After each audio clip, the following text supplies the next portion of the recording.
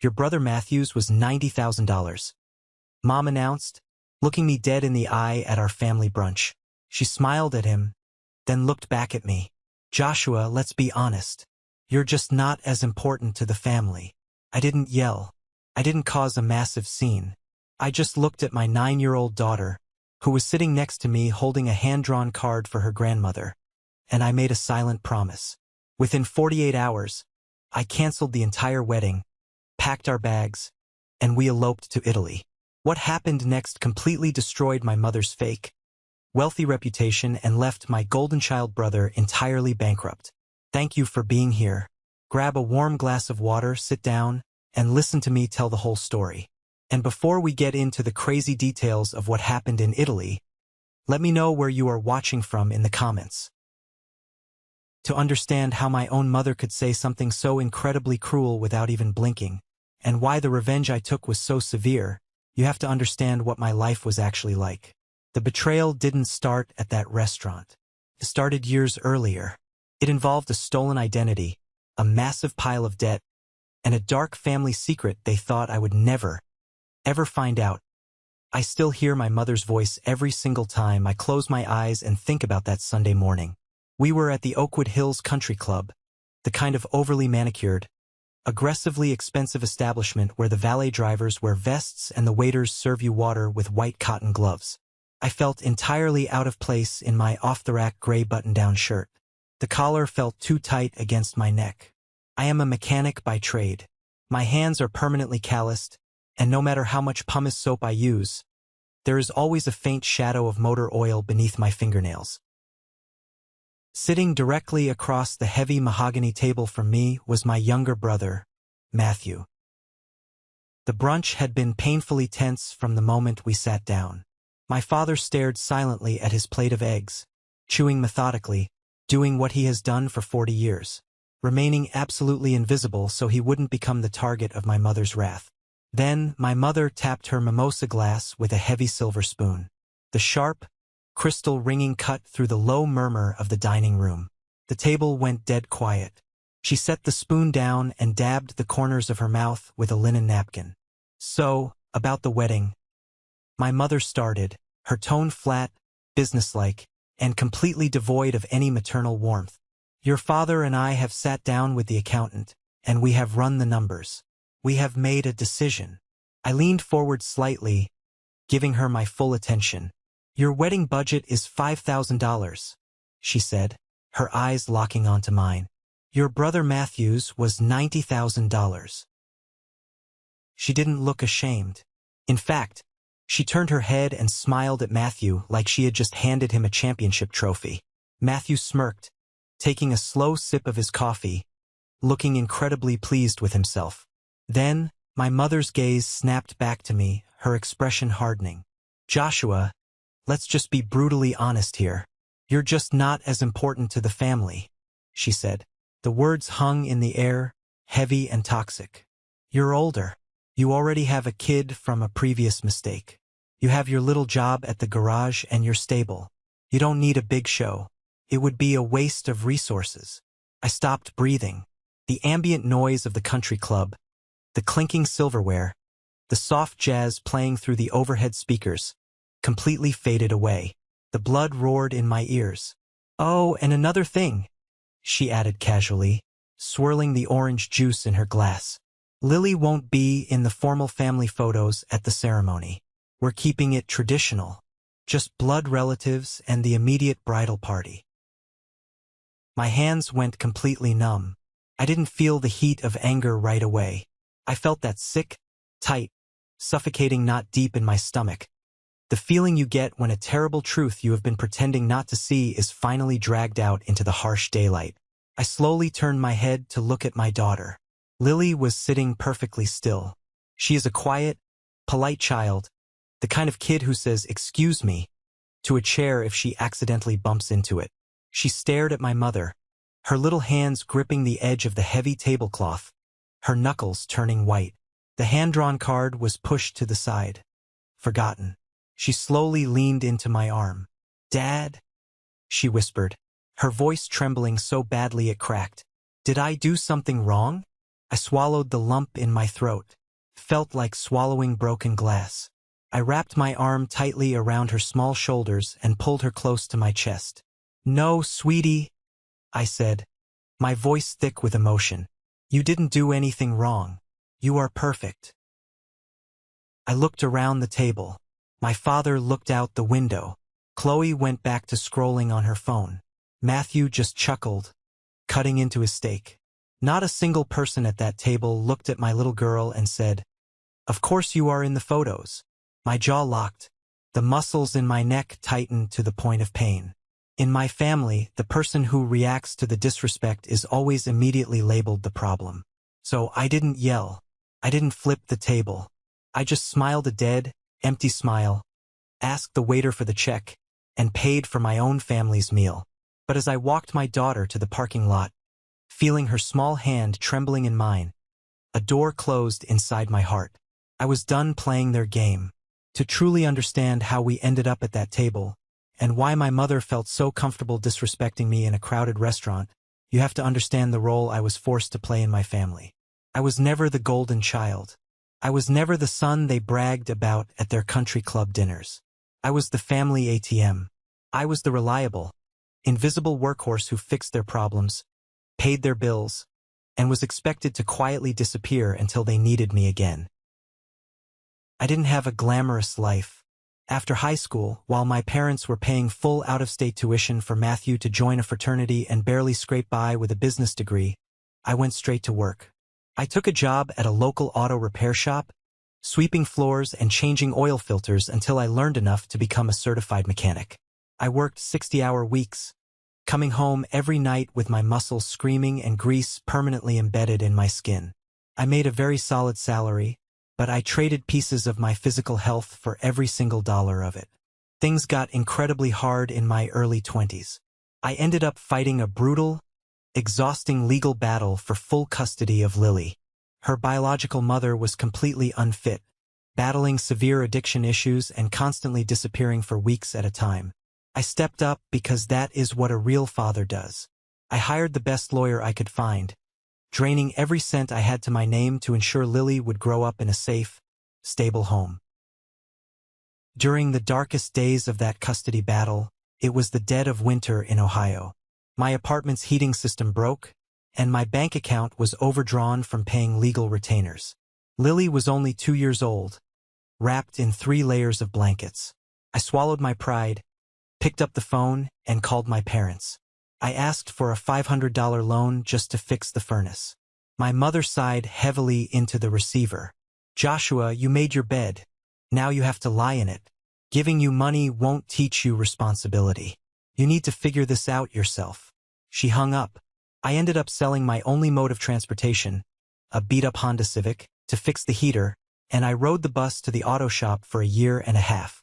Yet, their financial philosophy completely reversed when they were the ones in need. 2 years after I won full custody, my uncle passed away suddenly. He left behind a mountain of debt and no life insurance. The funeral home was demanding payment upfront for the casket and the service. We were sitting in the sterile, overly air-conditioned office of the funeral director.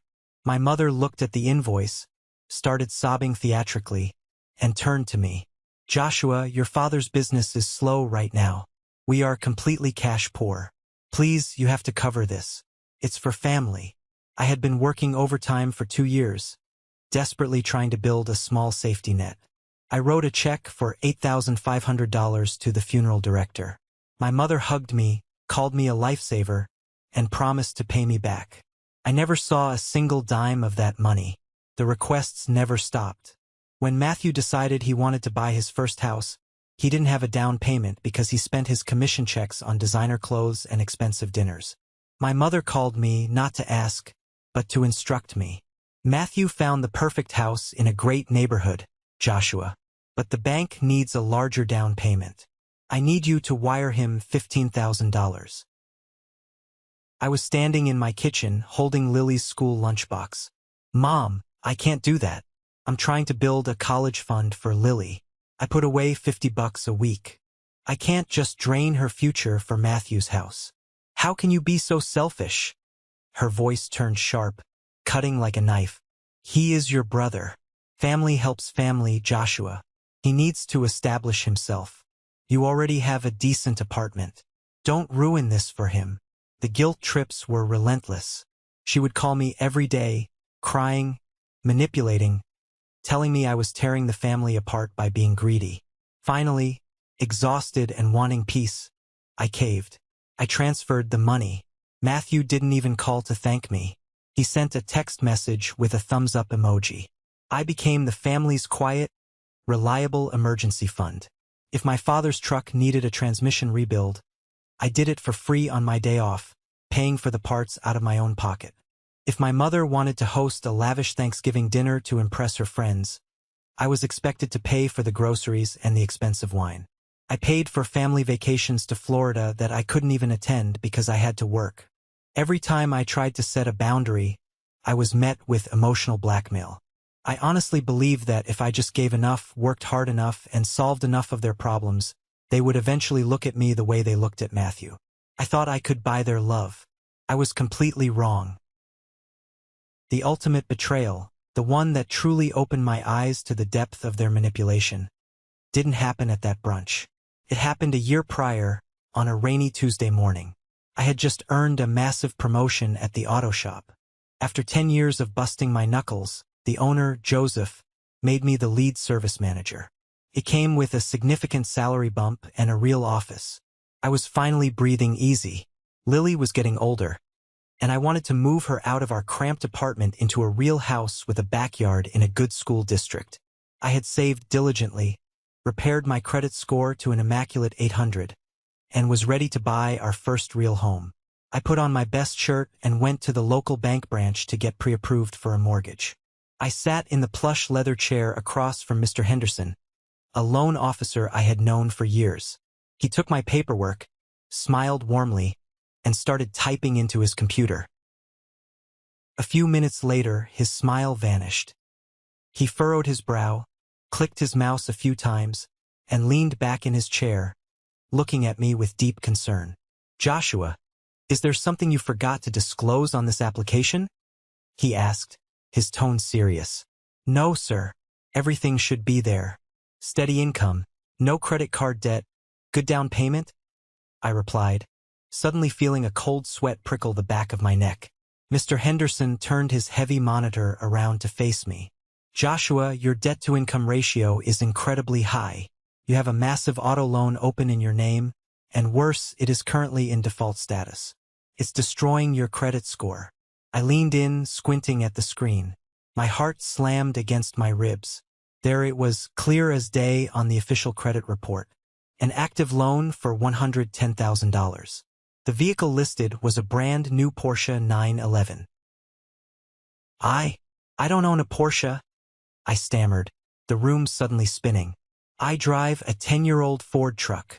The loan was taken out 8 months ago," Mr. Henderson said softly, pointing to the screen. "And it is co-signed. The primary driver is listed as Matthew." The floor completely dropped out from beneath me. I didn't even finish the appointment. I grabbed my paperwork, stumbled out of the bank into the pouring rain, and sat in my truck for 20 minutes, just trying to remember how to breathe. I drove straight to the repair shop and walked into Joseph's office. Joseph was a tough, grizzled mechanic who had been more of a father figure to me than my own dad ever was.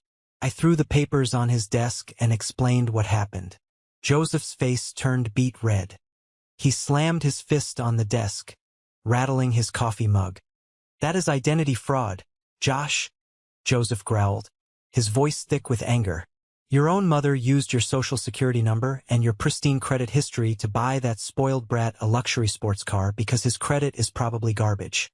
You need to call the police." I didn't call the police. I drove straight to my parents' house in the affluent suburbs. I didn't bother knocking.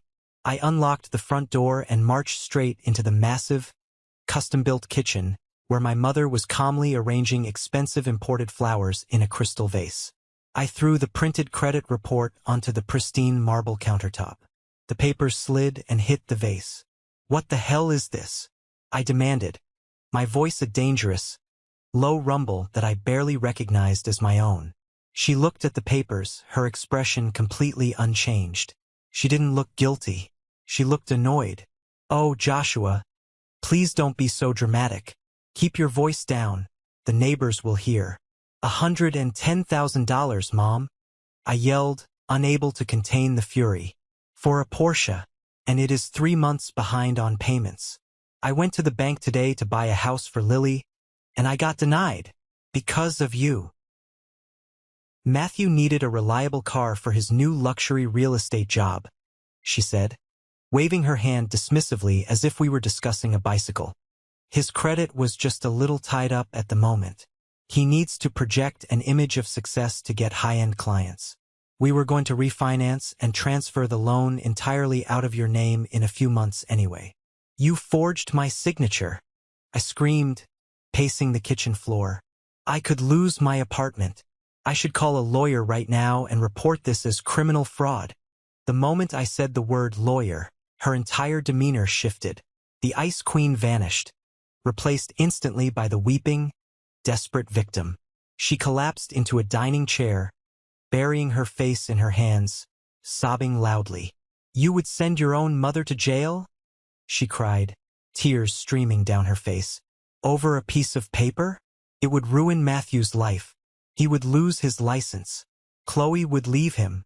You would be destroying this entire family because you are too selfish to help your brother succeed." She weaponized my guilt perfectly.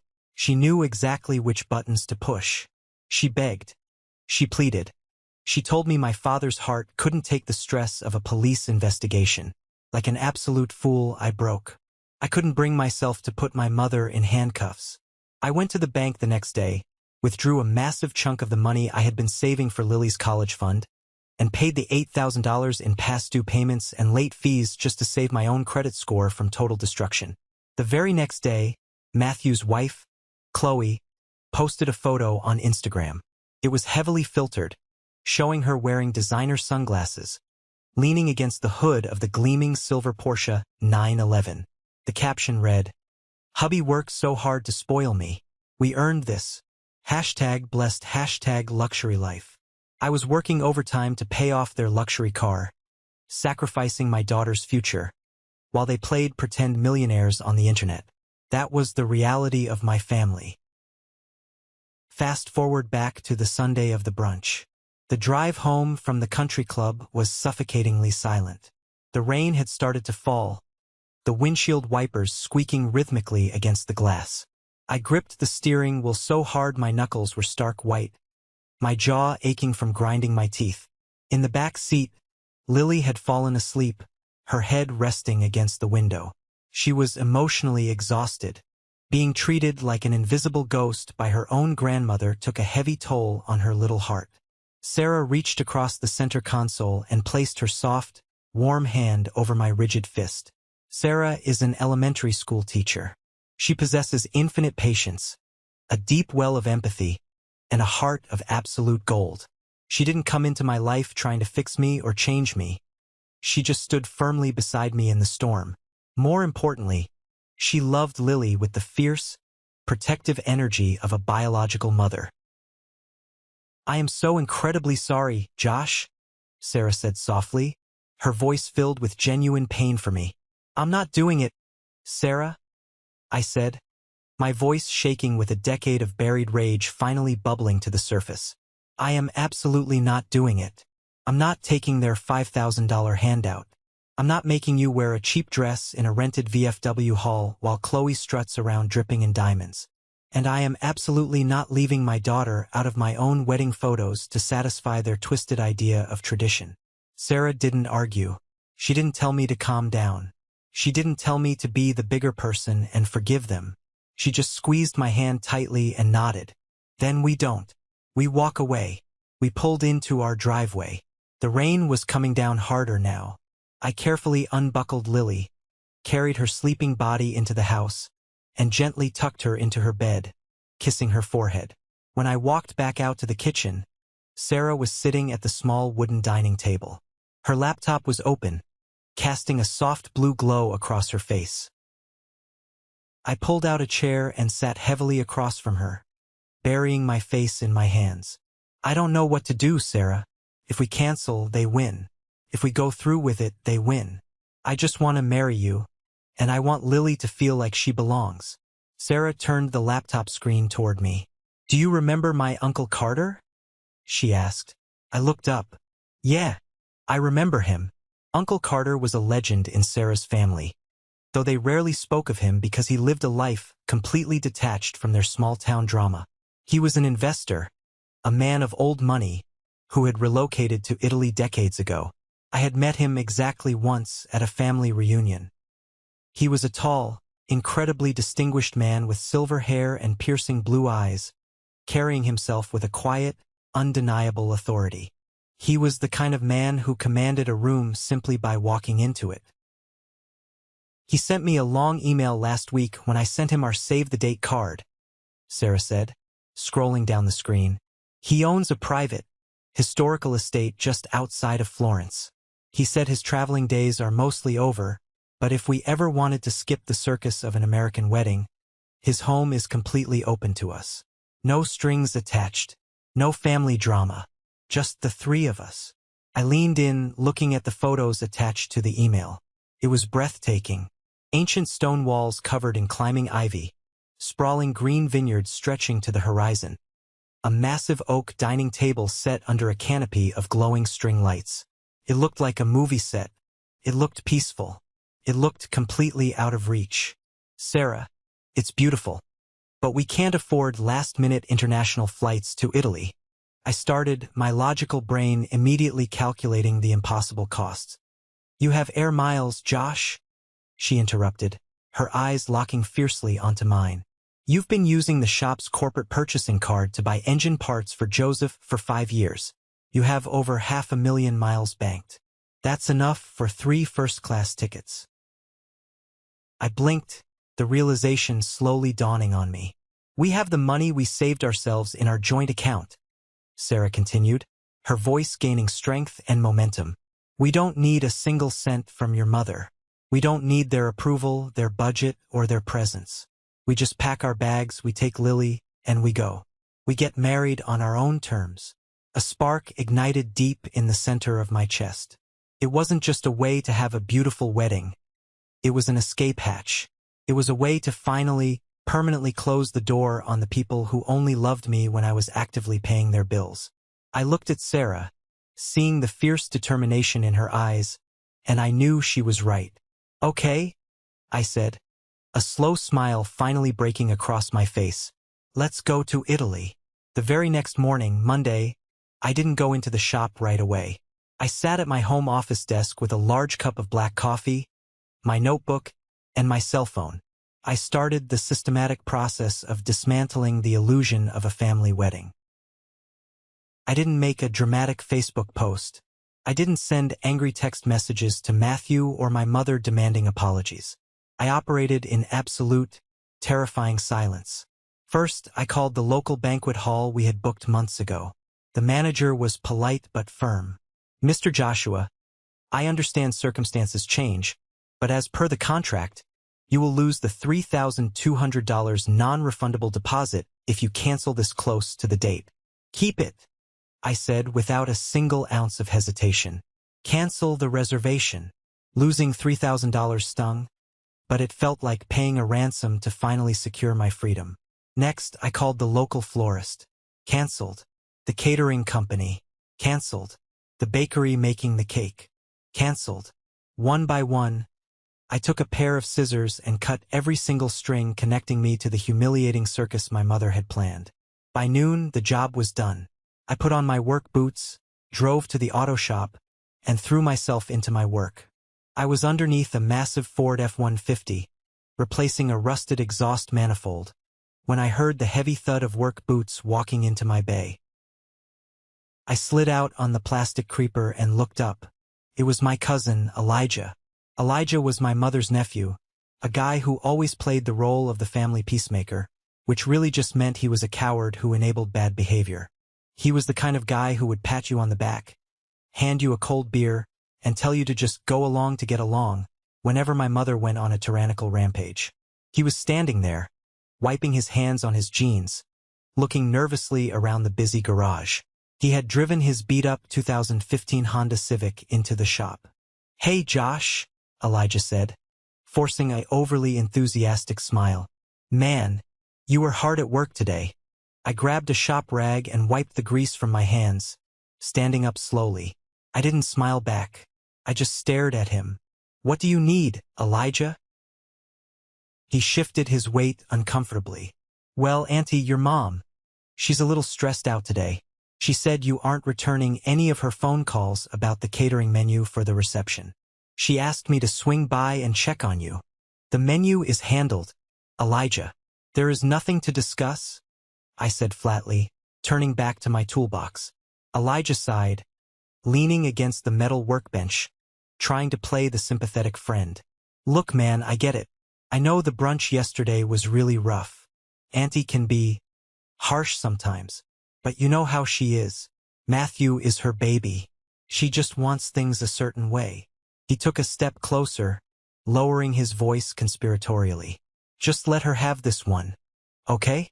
Take the $5,000 check she's offering, throw a nice little barbecue in the park with some beers, and keep everyone happy. Don't make a massive scene and ruin the family dynamic over pride." The sheer audacity of his request made my jaw clench. He wasn't here to check on my mental health. He was here as an emissary, sent by the queen to ensure the peasant didn't step out of line. "I'm not making a scene, Elijah," I said, my voice dangerously calm. "Everything is completely under control. You can tell my mother not to worry about a single detail." Elijah's face relaxed into a relieved grin. He thought he had successfully handled the situation. He thought I was folding just like I always did. "Good man. That's the Josh I know," he chuckled, slapping my shoulder. "Hey, while I'm here, can you do me a massive favor? Can you take a look at my brakes? They've been grinding really badly when I stop, and I am super tight on cash this week." For 10 years, I had maintained Elijah's car for free. I paid for the oil, the filters, the brake pads, everything just because he was family. "Leave the keys on the desk," I said coldly.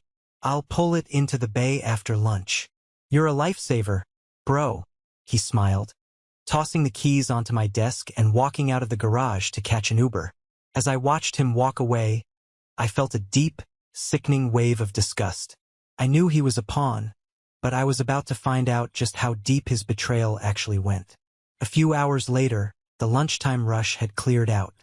The garage was relatively quiet, save for the hum of the air compressor in the corner. I grabbed Elijah's keys, walked out to the lot, and pulled his rusted Honda Civic into bay number 3. I popped the hood, checked the fluid levels, and then opened the driver's side door to check the exact mileage on the dashboard for the work order ticket. Sitting right there, perfectly centered in the cup holder, was his smartphone. The screen was cracked, but it was lit up brightly. Elijah was careless. He had left the phone completely unlocked, the screen timeout disabled. Now, I am a man of principle. I do not snoop through people's personal belongings. It goes against everything I believe in.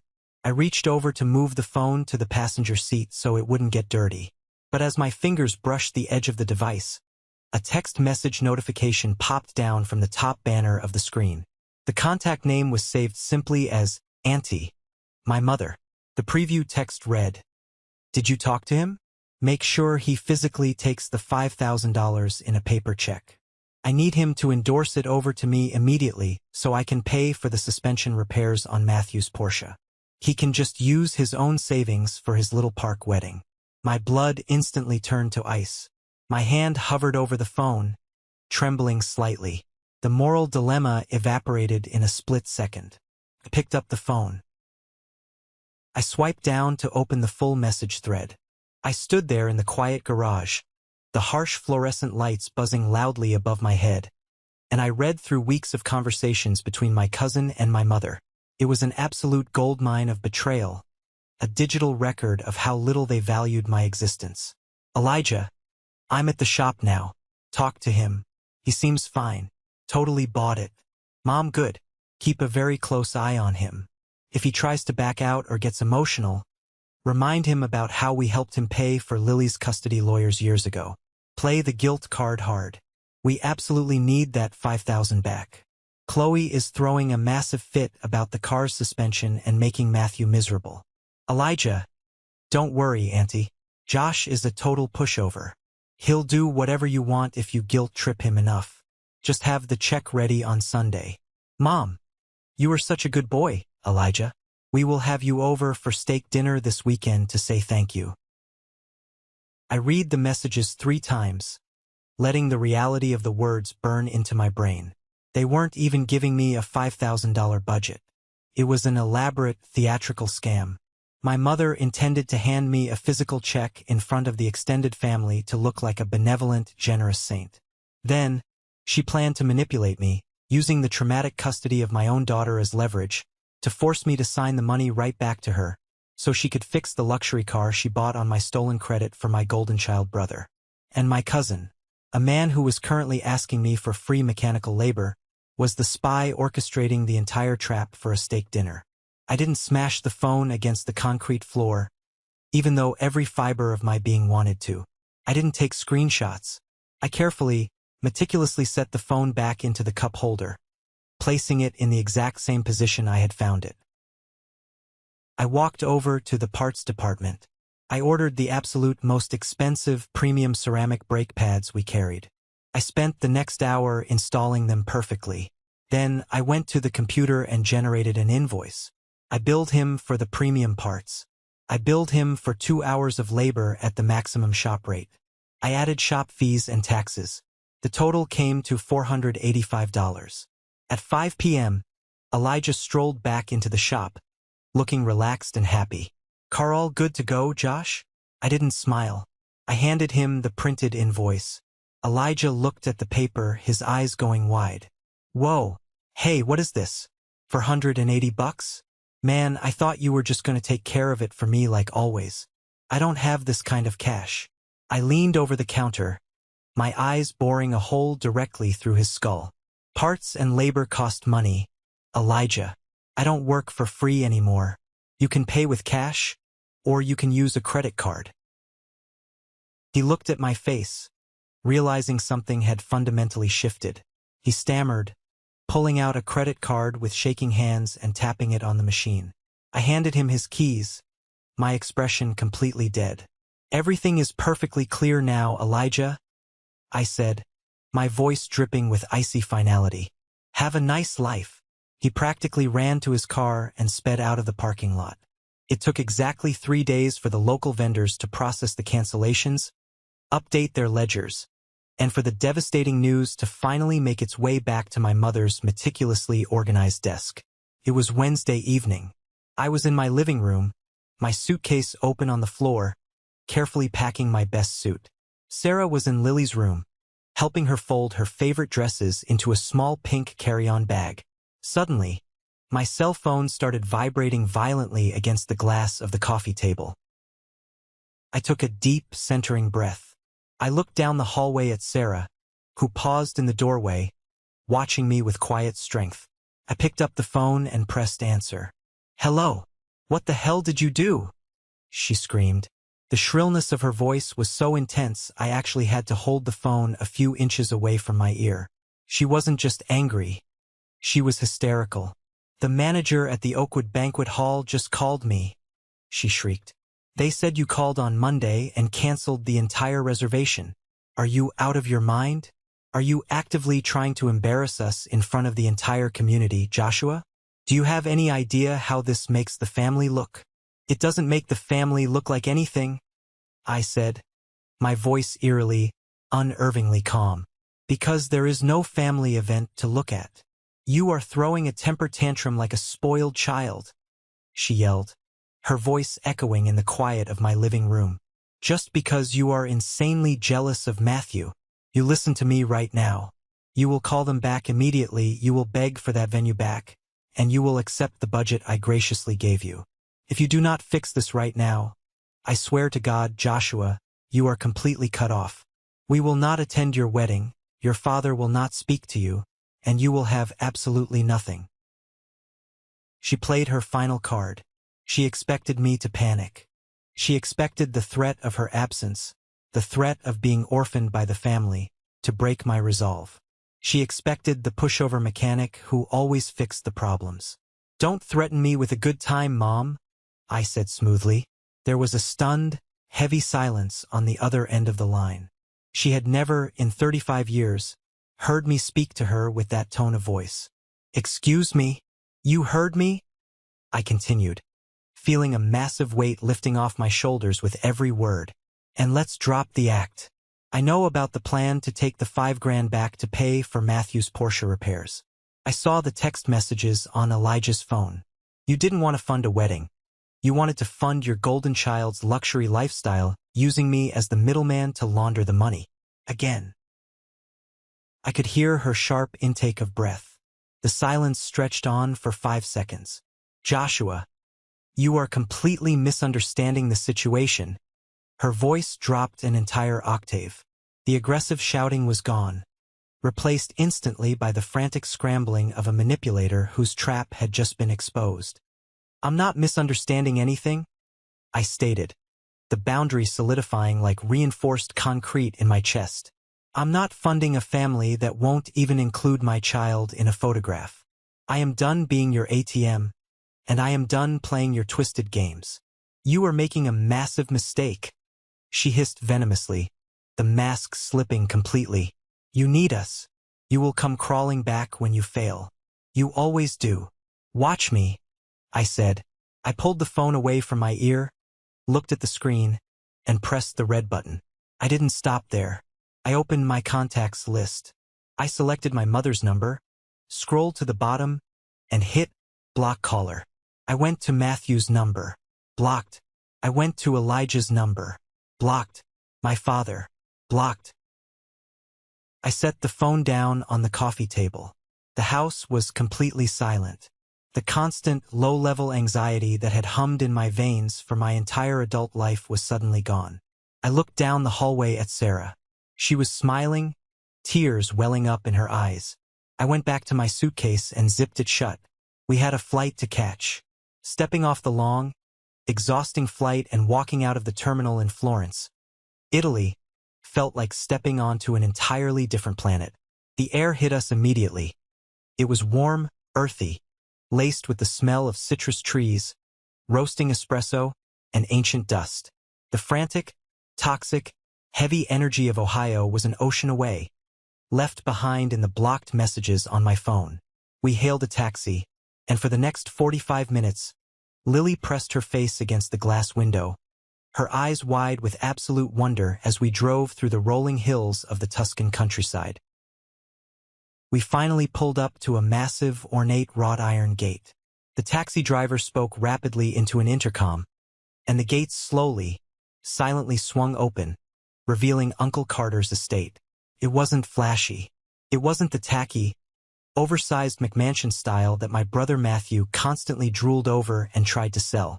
It was true old money, elegant, quiet, and deeply steeped in history. Tall, ancient cypress trees lined the long gravel driveway, leading up to a sprawling stone villa covered in thick, green ivy. Uncle Carter was waiting for us on the wide stone steps of the front entrance. He wore a perfectly tailored beige linen suit, his silver hair neatly combed back. He held a wooden walking cane with a silver handle, though he seemed to carry it more for style and presence than out of any physical necessity. As we got out of the taxi, I braced myself for the usual awkward family greetings. But Carter didn't look at me, and he didn't look at Sarah first. He walked slowly and purposefully straight toward my daughter. He didn't bend over awkwardly, and he didn't use that condescending, high-pitched voice adults usually use with children. He planted his cane, lowered himself slowly until one knee rested on the gravel, placing himself exactly at Lily's eye level. "You must be Miss Lily," Carter said, his voice deep, resonant, and incredibly warm. Lily froze for a second, intimidated by the grand surroundings, and nodded shyly, clutching her worn stuffed bear tightly to her chest. "I am Carter," he said smoothly, "and I want you to know that I am incredibly honored to have such a beautiful, intelligent young lady in my home. Welcome to Italy, Principessa." He extended his large, weathered hand toward her. Lily looked back at me, her eyes wide with a question. I gave her an encouraging nod. She reached out her small hand and shook his. A massive, genuine smile broke across her face, lighting up her entire expression. I felt a sudden, fierce burn in the back of my throat, and tears pricked the corners of my eyes. This man, who shared absolutely no blood with my daughter, who had never met her before this moment, had shown her more respect, dignity, and genuine kindness in 10 seconds than my own biological mother had shown her in 9 years. He didn't see her as baggage from a previous relationship. He didn't see her as an inconvenience to be hidden from photographs. He saw her as a guest of honor. Carter stood up with a soft groan, using his cane, and embraced Sarah warmly. Then he turned to me. He reached out and gripped my hand firmly, pulling me into a strong, brotherly hug. "You made a very long journey, Joshua," Carter said quietly, patting my back. "Leave your heavy bags at the door. Leave your worries at the gate. You are completely safe here." We spent that entire afternoon sitting on a sun-drenched stone terrace overlooking the vineyards, eating fresh pasta and drinking cold water with lemon. Nobody checked their smartphones. Nobody made passive-aggressive comments about money or budgets. Nobody treated me like the hired mechanic. For the very first time in my 35 years of life, I was simply a man, sitting peacefully with his family, being treated as an equal. Fan 4.2. Cohen Kok Ben Yen Truok Geo Ji So 2. 852. The night before the wedding, the massive villa was dead quiet. Sarah and Lily had gone to sleep hours ago in a breathtaking bedroom with high frescoed ceilings and heavy silk curtains. But I couldn't sleep. The adrenaline of the escape, mixed with the profound beauty of our new surroundings, was still thrumming heavily in my veins. I wandered out of the bedroom and stepped onto the wide stone balcony overlooking the estate. The night air was cool, and the sky was completely clear, filled with thousands of brilliant stars. I held a glass of local red wine, simply breathing in the silence. I heard the soft tap of a cane on the stone floor behind me. It was Uncle Carter, wearing a silk robe, carrying his own glass of dark wine. He walked up to the railing and stood beside me, looking out at the rolling hills illuminated by the massive, silver moon. "It's hard, isn't it?" Carter said softly, his voice barely breaking the silence, not turning his head to look at me. "Severing the infected limb to save the rest of the body." I looked down at my glass, swirling the dark liquid. "I just feel stupid, Carter. I let them treat me like a bank account for over a decade. I let them use my credit, drain my savings, and disrespect my child. I actually thought if I just worked hard enough and paid enough of their bills, they would eventually love me." Carter took a slow, measured sip of his wine. He let out a long sigh. "Generational wealth isn't just about money, Joshua. Money is the easiest thing in the world to lose. True inheritance, the kind that actually matters, is about passing down respect, integrity, and honor." He turned slowly to face me, his piercing blue eyes locking onto mine with intense clarity. "Your family, they operate on a currency of guilt, manipulation, and conditional love. They view your loyalty, your hard work, and your kind heart not as virtues, but as weaknesses to be ruthlessly exploited." He pointed a long finger toward the window of the bedroom where my daughter was sleeping. "A man's true inheritance is the peace and safety he builds for his own children. You protected your daughter. You protected your bride. You walked away from the poison. There is nothing stupid about that. That is the mark of a king defending his castle." I let out a breath I felt like I had been holding in my chest for 15 years. The validation from this man, this patriarch, washed over me like cool water on a severe burn. "Tomorrow," Carter continued, his tone turning fiercely protective, his posture straightening, "you marry the woman you love, you celebrate with the child you raised, and you leave the leeches to starve in their own swamp. Do you understand me?" "I understand," I said, my voice steady and resolute. "Good," Carter smiled grimly, the moonlight catching a dangerous glint in his eye. "Because when the storm hits, and trust me, It will hit with absolute fury when they realize they have completely lost their grip on your wallet. You must remain a mountain. Let them scream. Let them threaten. And do not worry about the noise they make on the internet. I have a feeling they are about to learn a very hard, very public lesson about who actually holds the real power in this world. He raised his glass and clinked it against mine. The fine crystal rang out clearly in the cool Italian night air. I didn't fully understand what he meant at that exact moment. I didn't know about the absolute hellfire and financial ruin Uncle Carter was about to rain down on my mother and brother. But standing there under the Tuscan sky, I finally felt armed, ready, and completely unafraid of the war that was coming. The next morning in Italy was something out of a dream. But the true center of the entire day was my daughter, Lily. Carter had arranged for a local florist to make her a delicate crown of small white flowers. She wore her pale yellow sundress, and she stood right between Sarah and me, holding our hands tightly. She wasn't pushed to the side. She wasn't hidden away to preserve some twisted, elitist idea of family tradition. She was the absolute heart of our union. When the official asked the traditional question of whether anyone objected to the marriage, Lily actually raised her small hand high in the air, like she was answering a question in her classroom back home. The official paused, looking slightly confused. Lily giggled, her eyes shining brightly. "I just want to say, I definitely do not object," she announced proudly.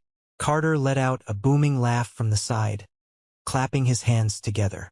Sarah wiped a tear from her cheek, and I pulled Lily in, kissing the top of her head. My eyes filled with tears, but for the first time in my life, they were tears of absolute joy. I was finally giving my daughter the stable, loving home I had fought for during that brutal custody battle years ago. After the short ceremony, we didn't have a massive photo shoot with a dozen screaming relatives. We asked the official to take exactly one picture. It was just the three of us. Me and Sarah standing close together, with Lily right in front. All of us smiling genuinely into the camera with the breathtaking Italian landscape stretching out behind us. I looked at the photo on my phone. It was perfect. It was everything I had ever wanted. I opened my Facebook app. I didn't write a long, defensive paragraph explaining myself. I didn't tag any of my family members back in Ohio. I didn't even put a caption. I simply attached the photo, hit post, and completely powered off my phone. We spent the rest of the evening sitting at Carter's long wooden dining table on the stone terrace. The private chef Carter hired brought out plate after plate of incredible food. We ate roasted meats, fresh bread dipped in olive oil, and drank wine that tasted like liquid gold. We ate our wedding cake with our fingers, laughing until our stomachs hurt. Carter poured a tiny splash of sparkling water into a crystal champagne flute for Lily, treating her like an honored guest. I watched my daughter clink her glass against Carter's, her face glowing with pure, unfiltered happiness. I leaned back in my chair, looking up at the string lights glowing warmly above us. The knot in my stomach, the heavy, sickening rock I had carried inside me every single day since I was a teenager, was completely gone. I wasn't bracing for an insult. I wasn't waiting for someone to hand me a bill I couldn't afford. I was completely at peace. But I knew, thousands of miles away across the Atlantic Ocean, a massive bomb had just detonated. I kept my phone powered off until the next morning. When I finally woke up, poured myself a cup of strong black Italian coffee, and walked out onto the balcony, I held the button on the side of my phone. The screen lit up, and it was like holding a live grenade. The notifications flooded the screen so fast the phone actually froze for a few seconds. I had exactly 127 missed calls. My voicemail inbox was completely full. The text messages were stacked like a brick wall. Even though I had blocked my mother, Matthew, and Elijah, the rest of the extended family was out for blood. Cousins I hadn't spoken to in 5 years suddenly cared deeply about my life choices. Aunts and uncles who never once bothered to send Lily a birthday card were suddenly outraged on behalf of the family honor. I scrolled through the text messages from my cousin Dylan, the guy who still owed me $2,000 from a loan I gave him 3 years ago. "Dylan. Bro, what the hell is this picture? Are you serious right now? Dylan. Auntie is losing her mind. You really ran off to Europe like a coward instead of facing the family? Dylan, you are making everyone look terrible. You need to call your mom right now and apologize. I deleted the thread without replying. Then I opened Facebook. The single photo I had posted the day before had exploded. There were hundreds of comments. Friends from the auto shop and old high school buddies left heart emojis and congratulations. But nestled right in the middle of the positive comments was a massive, highly public attack from my mother's side of the family. They were furious that I had escaped their control. But what really drove them insane was the background of the photo. They recognized wealth when they saw it. They saw the manicured gardens, the ancient stone, the sheer elegance of the estate. It shattered their narrative that I was just the poor, struggling mechanic who needed their charity. And then I saw my mother's comment. She had used my father's Facebook account to bypass my block. She didn't send a private message. She wanted an audience. She wanted to control the public narrative and paint me as the villain before anyone else could figure out the truth. Her comment read, "Please everyone, do not encourage this behavior. Joshua is going through a very severe mental crisis right now. He is confused and acting out to hurt his family. This was not a real wedding.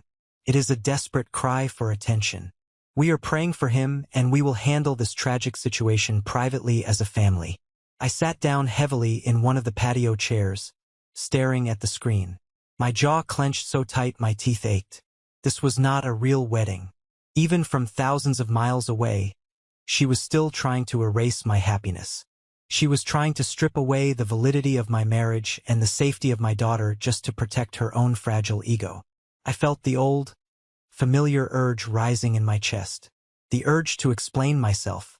The urge to type out a massive, angry response detailing exactly how she had stolen my credit to buy Matthew a Porsche, how she had treated Lily like trash, and how they had planned to steal my wedding budget. I wanted to defend myself. "Do not engage," a deep voice said from the doorway. I looked up. Uncle Carter was standing there, fully dressed in a crisp suit, holding a silver tray with an espresso cup. He walked over, set the tray down on the small iron table, and looked at my phone. "They found the picture?" he asked calmly. "Yeah," I sighed, running a hand over my face. "My mother is posting public comments saying I'm having a mental breakdown and that my marriage isn't real. She's trying to humiliate me into coming back." Carter didn't look angry. He looked profoundly disappointed in them. He pulled out his reading glasses from his breast pocket and held out his hand. "May I?" I handed him my phone. He stood on the balcony, the morning sun catching his silver hair, and read through the comments. He read my mother's manipulative paragraph. He didn't swear. He didn't yell. A slow, chilling smile spread across his face. "Joshua," Carter said, handing the phone back to me, "I told you last night that true power does not need to shout. True power simply states the facts. Give me a moment." He reached into his own pocket, pulled out his smartphone, and opened his Facebook app. I sat there watching Carter type methodically with his index finger. He wasn't rushing. He was crafting a completely surgical strike. Carter was well known in the extended family tree, but he was treated like a myth. Everyone knew Sarah's uncle was an incredibly wealthy investor who owned multiple properties in Europe, but nobody from my mother's side had ever directly interacted with him. To my mother, who worshipped money and status above all else, Carter was the ultimate authority figure she desperately wanted to impress. Carter finished typing, hit send, and placed his phone face down on the table. He picked up his espresso. "It is done. Now we enjoy the morning." I immediately refreshed my Facebook post. Right below my mother's long, manipulative paragraph claiming I was insane, a new comment appeared. Carter's comment read, "What a beautiful ceremony at my estate. I have hosted many events in my life, but rarely have I seen a man of such immense integrity, character, and quiet strength as Joshua. He is a true father and a devoted husband. It is my absolute honor to welcome him and his beautiful daughter Lily into our family. Furthermore, Joshua has proven himself so incredibly capable that I have decided to name him a primary beneficiary of my estate's inheritance and the family trust. He wasn't finished. He added a second paragraph, and this was the killing blow. As for those attempting to cast shadows on this joyous day, let me be perfectly clear. My gates are permanently closed to individuals who steal their children's credit scores to finance luxury sports cars they cannot afford. A man who pays for his brother's Porsche while his own family disrespects his daughter is a saint. Those who took advantage of him are parasites. Joshua is safe here. Do not contact him again. I stopped breathing. I read the comment 3 times. My hands started shaking, not from fear, but from the most massive adrenaline rush of pure, unadulterated justice I had ever experienced. Uncle Carter hadn't just defended me. He had publicly exposed their darkest, most shameful secret, the stolen credit and the Porsche, to their entire social circle, their church friends, and their country club acquaintances. He ripped the mask of the perfect, wealthy family right off their faces and exposed them as the financial frauds they truly were. And by mentioning the inheritance, he established me as untouchable in my mother's eyes. The reaction was instantaneous. Within 60 seconds, my mother deleted her comment. 5 minutes later, my cousin Dylan deleted his negative replies. The Ohio crowd went completely, utterly silent. There were no more text messages. There were no more missed calls. They were terrified. Carter had used the one weapon they respected more than anything else: immense wealth and social destruction. Carter looked at me over the rim of his espresso cup. In families like yours, Joshua, they do not respect boundaries unless someone higher on their invisible social ladder enforces them. Your mother has spent her entire life acting like she is the top rung. I just reminded her that she is not even on the ladder. I slumped back in my chair, letting out a laugh of pure disbelief and relief. The heavy, dark cloud that had followed me my entire life evaporated in the Tuscan sun. This is the moment that changes everything, the moment I finally took back control of my life. Thank you so much for your patience and for staying with me until now.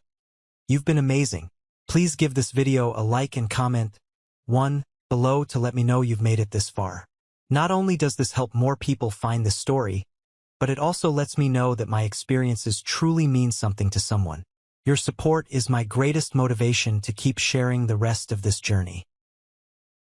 The profound silence from Ohio lasted exactly 2 hours.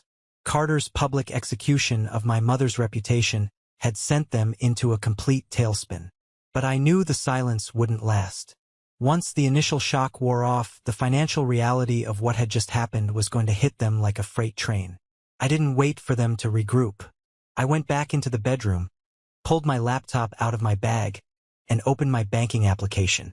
For the past 5 years, my bank account had essentially been a leaking bucket. I had automatic transfers set up to keep my family afloat because I was conditioned to believe it was my duty. It was time to stop the bleeding. I clicked on the Scheduled Transfers tab. First on the list, a $400 monthly transfer to my parents' joint account. It was originally supposed to be a temporary measure to help them pay a surprisingly high winter heating bill 3 years ago. They simply never told me to stop sending it, and whenever I brought it up, my mother would complain about the rising cost of groceries. I hovered my mouse over the Cancel button. I clicked it. A green checkmark appeared. Transfer deleted. Next, a $200 monthly transfer directly to Matthew. He called it an investment in his real estate marketing. I called it charity to keep his wife Chloe from complaining about his lack of actual sales. Click. Deleted. But the final item on the list was the big one. It was the auto insurance premium for the Porsche 911. When my mother had initially guilt-tripped me into catching up the loan payments to save my credit, she also begged me to cover the premium insurance policy because Matthew couldn't quite swing it this month. That was 9 months ago. I had been paying $350 a month to insure a car I wasn't legally allowed to drive. I didn't just cancel the auto pay. I called the insurance company directly. I spoke to an agent, verified my identity, and completely canceled the policy on the vehicle. Since my name was attached to the financing, I had the right to strip the insurance. If Matthew drove that car onto the street tomorrow, he would be driving completely uninsured. I closed my laptop. The physical act of clicking those buttons felt incredibly strange. It was like sweeping a floor you didn't even realize was covered in shattered glass. I was suddenly keeping almost $1,000 of my own hard-earned salary every single month. I looked over at Lily, who was sitting on the rug drawing a picture. That money wasn't going to fund a fake luxury lifestyle anymore. That money was going straight into her college fund. I had successfully cut off the blood supply to the parasites. Now all I had to do was watch them panic. The financial panic set in exactly 3 days later, coinciding perfectly with the first of the month when the bills were due. My phone, which had been blissfully quiet, started buzzing again. Because I had blocked the main culprits, they resorted to sending flying monkeys. My Uncle David, a man who had sat silently at the brunch while my mother humiliated my daughter, sent me a long, rambling text message. "David, Josh, buddy, we really need to talk. Your dad is a wreck. Your mom hasn't stopped crying for 3 days. That comment Carter left caused a massive fight with her friends at the club. Plus, Matthew just found out his car insurance was canceled. He can't drive to his open houses. Look, I know you're mad, but you're destroying the family financially. Be the bigger man. Call your mom and fix this." I read the message and felt a cold wave of absolute indifference. David didn't care about my feelings. He just wanted the boat to stop rocking so he wouldn't have to listen to my mother scream anymore. I blocked his number too. Then my voicemail indicator flashed. It was a message from an unknown number. I listened to it. It was my father. My father never involved himself in the family drama. His survival tactic was to keep his head down and let my mother run the show. Hearing his voice on the machine was jarring. "Joshua, it's Dad." His voice sounded incredibly tired, raspy and weak. "Son, I don't know what you did, but the bank just called Matthew. Because the insurance was canceled, the lender is threatening to call the entire auto loan due immediately. We don't have the cash to cover it. Your mother is having a nervous breakdown. Please just wire the insurance money. We can talk about the rest later. You know your brother needs that car. Call me back." I listened to the message twice. I listened closely for an apology. I listened for him to say he missed me, or that he was happy I got married, or that he wanted to talk to Lily. Nothing. He didn't miss his oldest son. He missed the mechanic who fixed his problems. He missed the ATM. He was calling to beg for his golden child's luxury car, while completely ignoring the fact that I had just started a new life. It was the final nail in the coffin. If there was even a tiny shred of guilt left in my heart, that voicemail completely eradicated it. I didn't call him back. I deleted the voicemail, permanently blocked the unknown number, and walked downstairs to join my wife and daughter for dinner. I was completely, utterly done. I had drawn a line in the sand, and for the first time in my life, I was standing firmly on the other side of it. We stayed in Italy for 2 weeks, soaking in the peace and building the foundation of our new family. When we finally returned to Ohio, the crisp, gray reality of the Midwest hit me, but my home felt entirely different. It didn't feel like a temporary shelter anymore. Felt like a fortress. 3 months passed. I threw myself into my work at the shop as the lead service manager. Without the constant drain of my family's financial demands, our bank accounts grew rapidly. Sarah and I finally started seriously looking at houses with big backyards.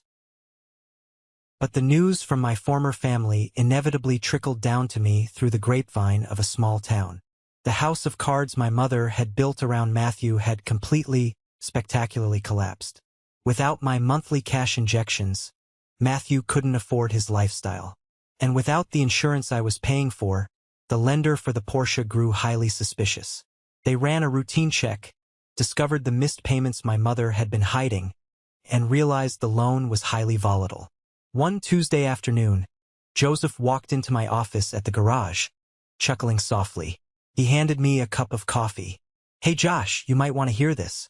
My buddy runs the premier towing company in the next county over." I looked up from my paperwork. Yeah, Joseph grinned, a look of deep satisfaction on his weathered face. He just dispatched a repo truck to your brother's fancy subdivision this morning. Hooked up a silver Porsche 911 right out of the driveway in broad daylight. The neighbors were all watching. Apparently, your brother ran out in his bathrobe screaming at the driver, but the paperwork was ironclad. I leaned back in my chair, taking a slow sip of the hot coffee. The golden child had finally lost his crown. But the financial ruin didn't stop at the car. 2 weeks later, I heard through a mutual acquaintance that Chloe had packed her designer bags and moved back in with her parents. She filed for divorce almost immediately. Chloe was a woman who married for status and an illusion of wealth. The moment the Porsche was towed away and she realized Matthew was practically broke without his older brother paying the bills, she abandoned ship.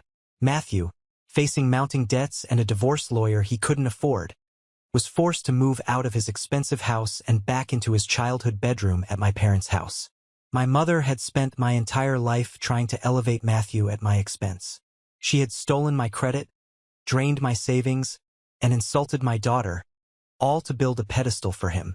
And in the end, without my money propping it up, the pedestal shattered under its own weight. It was poetic justice served cold and clean. I didn't gloat. I didn't drive by their house to point and laugh. I just went back to work, feeling the profound satisfaction of a man who finally let the trash take itself out. Autumn arrived, painting the Ohio trees in brilliant shades of orange and red. Sarah and I had officially moved out of the cramped apartment and purchased a beautiful, modest 3-bedroom house with a sprawling backyard for Lily to play in. It was a Sunday afternoon, and I was on the front porch, assembling a wooden swing set, when a familiar truck pulled into my driveway. It was Gabriel, my younger cousin from my dad's side of the family. Gabriel was always the quiet one at family gatherings, an observer who kept his head down and avoided the crossfire. He stepped out of his truck holding a brown paper bag. He looked nervous, shifting his weight from foot to foot as he walked up the driveway. "Hey, Josh," Gabriel said awkwardly, offering a small, tight smile. I put down my wrench and stood up, wiping my hands on my jeans. I kept my guard up. "Hey, Gabe, what brings you out here?"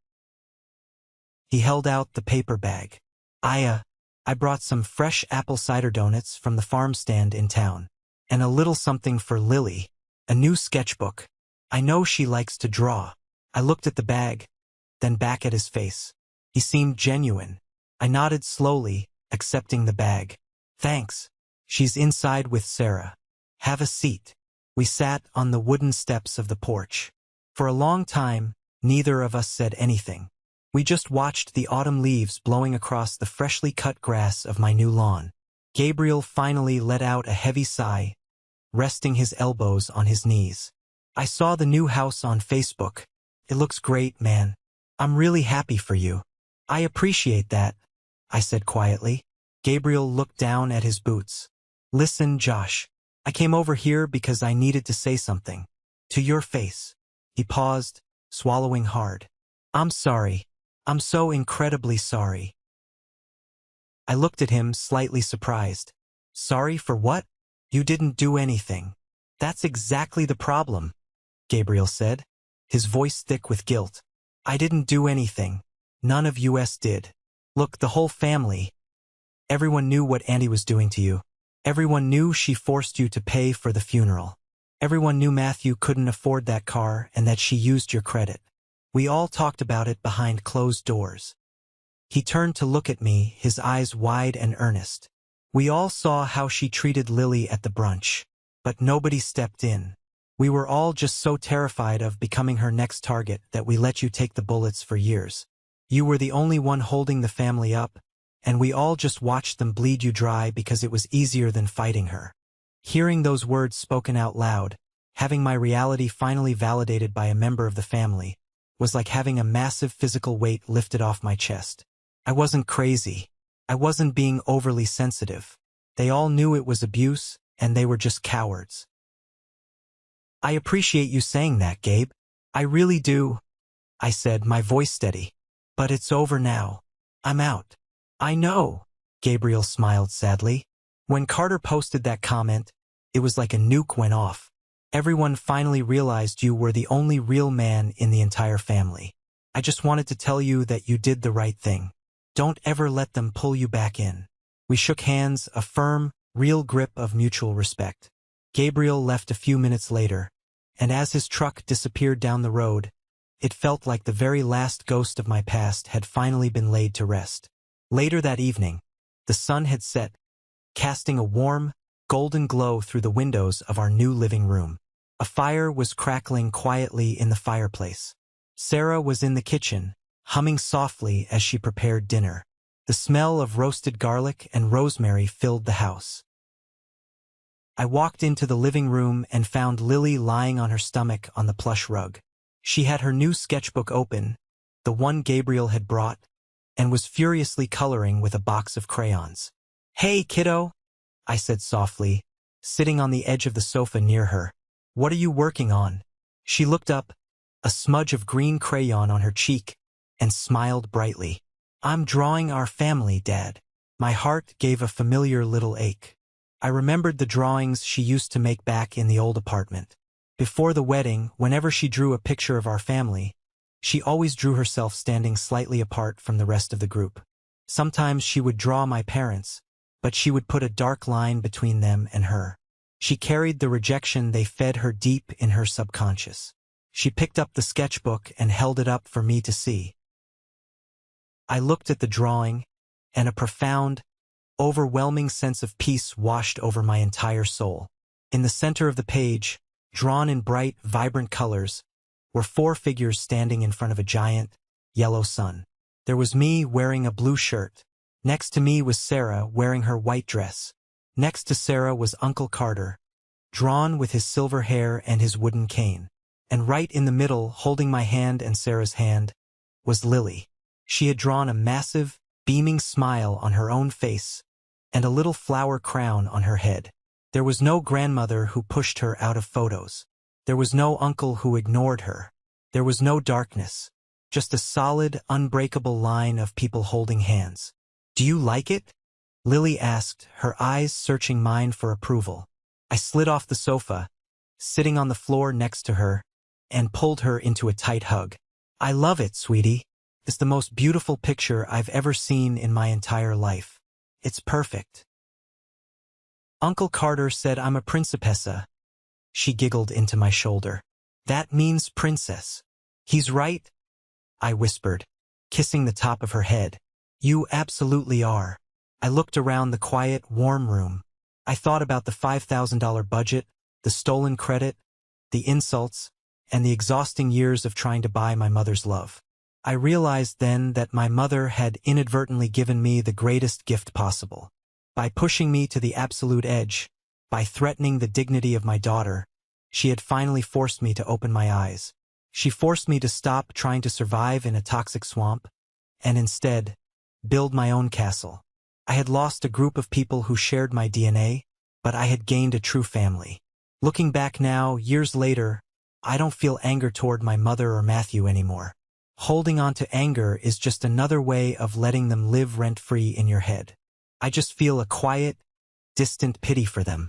They are trapped in a miserable cycle of fake status and endless debt, trying to impress people who don't actually care about them. The most important lesson I learned through all of this is that blood does not automatically make someone family. DNA is a biological fact, not a moral obligation. Family are the people who stand fiercely by your side when you have nothing left to offer them. Family are the people who look at your children and see a blessing, not a burden. Family are the people who celebrate your victories instead of tallying up your bank account. If you are listening to this right now, and you are the fixer in your family, if you are the one they only call when the rent is due, or the car is broken, or they need someone to blame, if you are setting yourself on fire just to keep toxic people warm, hear me right now. You are allowed to walk away. You are allowed to protect your own peace, your own salary, and your own children. The moment you stop handing them your money and your energy, they will call you selfish. They will scream, they will cry, and they will try to destroy your reputation. Let them throw their tantrums. Because the silence that follows the storm is the most beautiful, liberating sound in the world. Thank you for sticking around and listening to my story. I know it was a long journey, but I hope this resonated with you in some way, especially if you've ever felt like the black sheep just because you refused to be used. Have you ever found yourself in a similar situation, giving everything to people who appreciate nothing? For those of you who made it to the very end of this video, you belong to a special group I call the 1% Club. If you are still here, I want you to go down to the comments right now and drop the letter W for winner. That is our secret code to recognize the amazing people who watched this entire video and who understand the true value of walking away from toxic situations. Please don't forget to hit the like button and follow the channel. Your support means the world to me, and I can't wait to share more stories and lessons with you all very soon. Stay strong, protect your peace, and I will see you in the next one.